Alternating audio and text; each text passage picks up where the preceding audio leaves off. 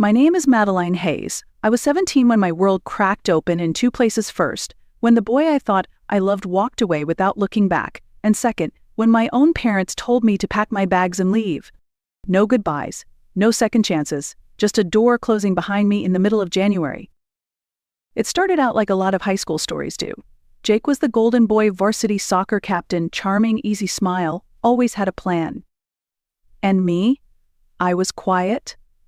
A student who liked sketching in the margins of her notebooks and dreaming about a life that felt a little more alive than the one I had.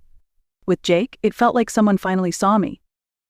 We used to talk about moving in together after graduation, some little apartment downtown with terrible plumbing and big windows. Maybe opening a small cafe where I'd design the menu and he'd charm the customers. We believed in each other's dreams like they were gospel. But that kind of belief doesn't always last.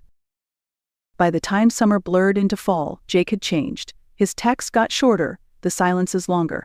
He started talking about Stanford, law school, internships in New York. And then one afternoon in October, just as the leaves were starting to burn red and gold, he told me it was over. Just like that, no fight, no tears, just his hands shoved deep in his jacket and a voice that didn't shake when he said, This isn't working anymore." He walked away, and I let him. I stood there in the middle of the park path, frozen in place, my scarf twisting in the wind. I didn't chase him, I didn't cry, not yet. I didn't know then that heartbreak was only the first storm coming. Jake and I met in sophomore year. It wasn't fireworks at first, not really. He borrowed my pen in history class and forgot to give it back. That was the beginning. From there it became late night calls, long walks home, and dreams stitched together over milkshakes to dominum sound words a time. We were young, but we talked like we had the whole world figured out.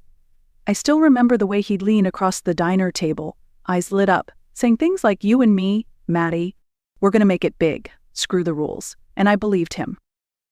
I used to write his name in the corners of my sketchbook, surrounded by doodles of coffee mugs, apartment windows, and all the little things we said we'd share.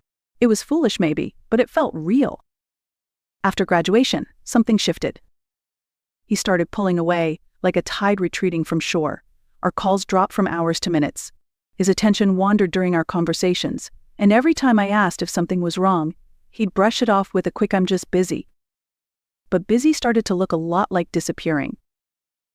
One day, I waited for him outside the library where he used to meet me. 45 minutes passed. He didn't show, no text, no excuse. That's when I knew I wasn't in his future anymore. A week later, we met at the park. It was the place where we first kissed, back when things felt simple and certain. I thought maybe we could talk, maybe I could remind him of everything we built. Instead, he ended it. "I have to focus on school," he said, not quite meeting my eyes. "You deserve someone who's all in. And right now, that's not me." I don't remember what I said. Maybe I didn't say anything at all. I think my heart was too loud in my chest to hear my own voice. After he left, I sat on the cold bench for what felt like hours, watching the wind toss the leaves, listening to the sounds of a world that didn't stop just because mine had cracked. The loss of him was sharp, but it wasn't the worst part. That came later, when I realized I wasn't just heartbroken. I was pregnant. And Jake, he would never know, or care. The signs had been there, subtle at first. I was always tired, the smell of coffee made me nauseous, and my favorite jeans suddenly didn't zip up like they used to. Still, I told myself it was stress, maybe hormones, maybe anything but what I feared it might be. But fear has a way of sitting in your gut until it demands to be heard. One Friday after school, I stopped by the pharmacy 2 blocks from home. I remember how the fluorescent lights buzzed overhead as I stood frozen in front of the aisle, staring at the pregnancy tests, like they might vanish if I blinked. I picked the cheapest one, stuffed it into my coat sleeve, and paid in cash. At home, I locked myself in the upstairs bathroom, the one with the chipped tile floor and the mirror that always fogged too quickly. I followed the instructions with trembling hands, heart thudding against my ribs. 2 pink lines.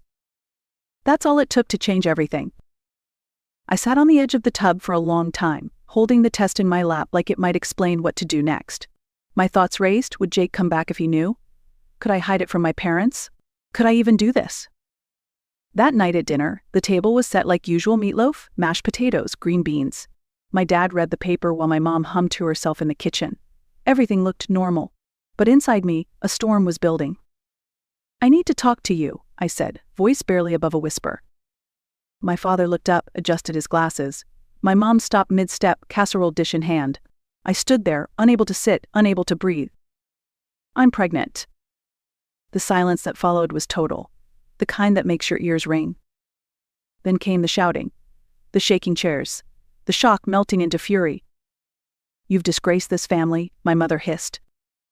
"You're not raising a baby under my roof," my father said, voice like ice cracking under weight. "Pack your things. You're out." I begged, I cried, but it didn't matter. By the time I closed the door to my room that night, I knew I had to leave. And I had nowhere to go. I sat on the edge of my bed, my hands still shaking as I zipped up an old duffel bag I hadn't used since summer camp in 7th grade. Inside, I stuffed 2 sweaters, a pair of jeans, my toothbrush, and the only photo I had of me and Jake taken at the county fair when things still felt like forever. I hesitated before sliding it into the side pocket. Let it be a reminder, I thought, of what trust can cost. The house was quiet now. My mom was still downstairs, sitting at the table, her face in her hands. My dad had slammed the garage door shut. I didn't say goodbye. I didn't expect them to stop me. I just stood in the doorway and whispered, "I'm leaving." My mom looked up, her eyes red and rimmed with guilt. "Madeline, please, just think about this." "I did," I said, tightening my grip on the bag. "And you made it clear. I'm not welcome here." Outside, the January air bit at my skin. Snow crunched under my sneakers as I stood on the sidewalk, blinking back tears.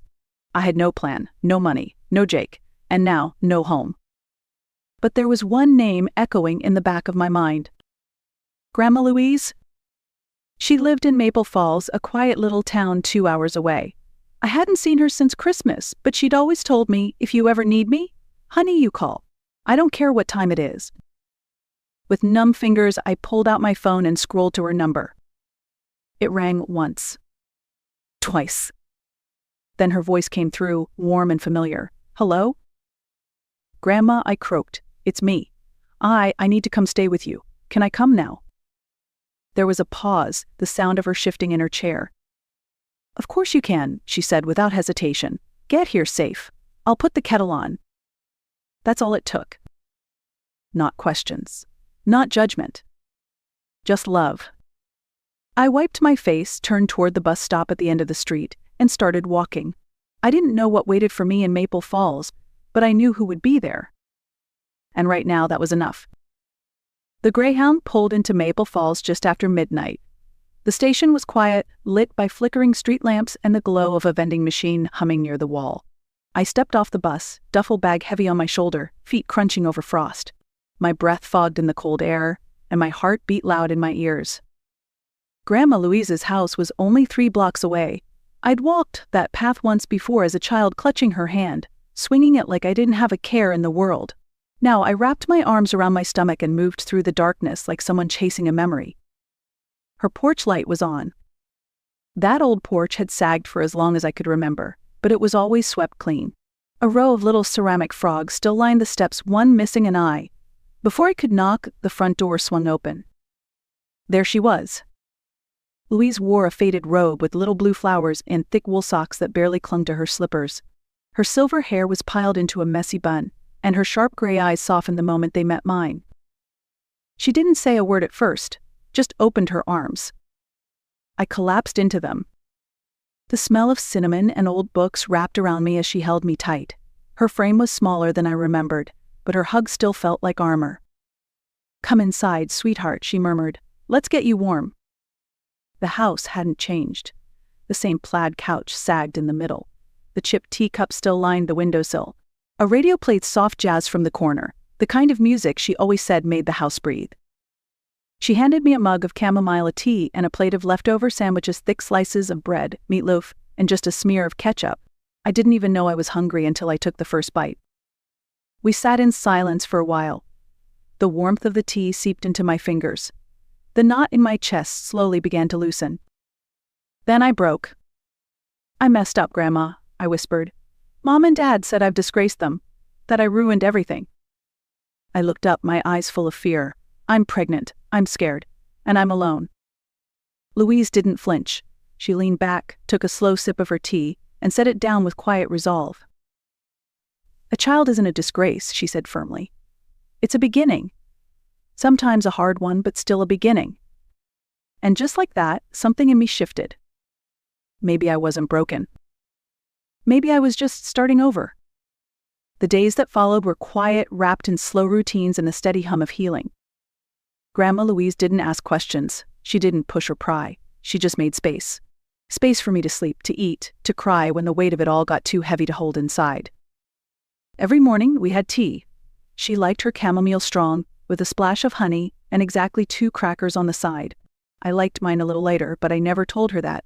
It felt like a tradition I didn't want to break. By mid-February, the garden out back, just a patch of frost-covered soil, started showing tiny signs of life.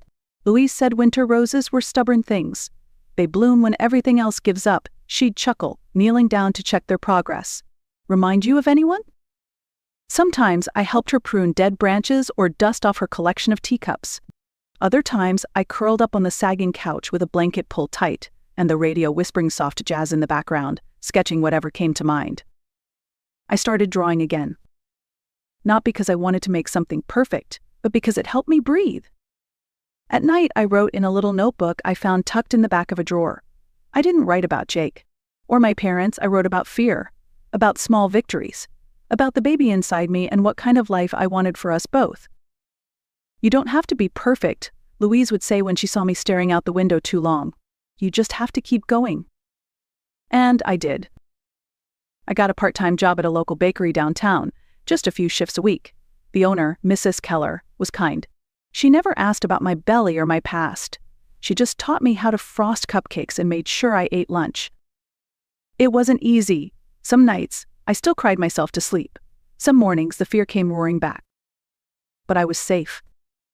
I was growing. And for the first time in weeks, I started to believe that maybe, just maybe, I could do this.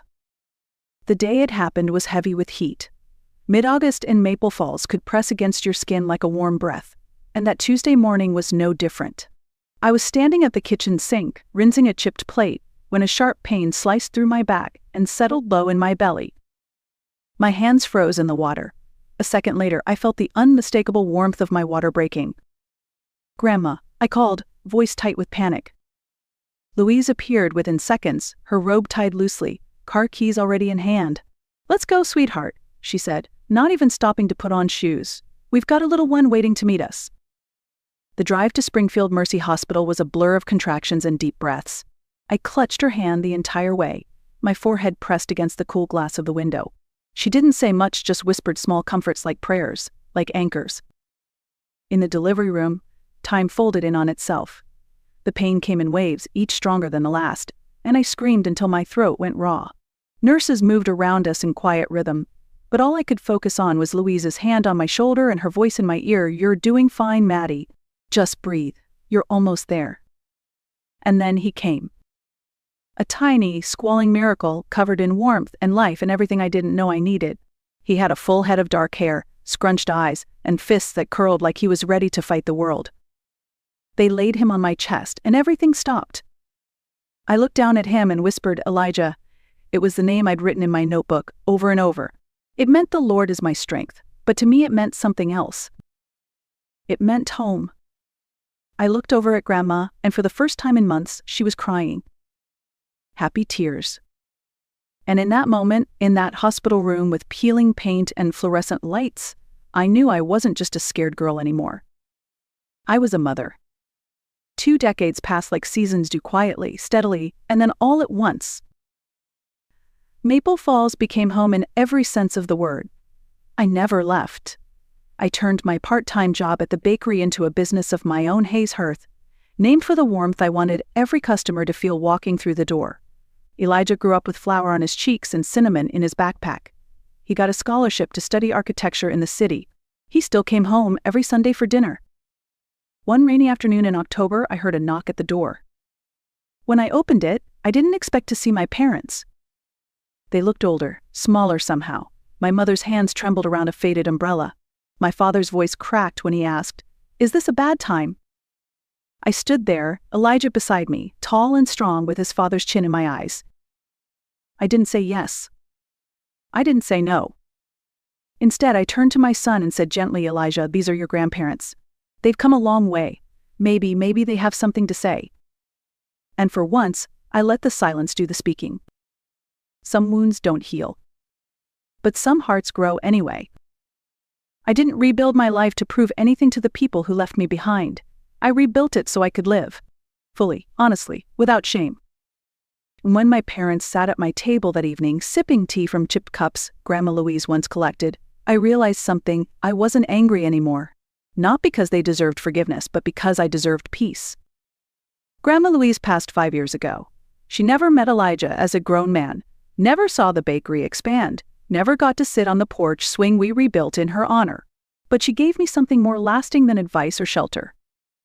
She gave me a foundation, a chance to grow roots in the very soil where I'd once felt discarded. And now, when women walk into my bakery with tired eyes or trembling hands, I smile the way she used to and say, "You're safe here." Because sometimes revenge isn't about fighting back. It's about rising gently, quietly, and showing the world you bloomed anyway. If this story stayed with you, I hope you'll share it. Leave a comment, or simply remember your beginning might not be easy, but it's still yours. And that matters.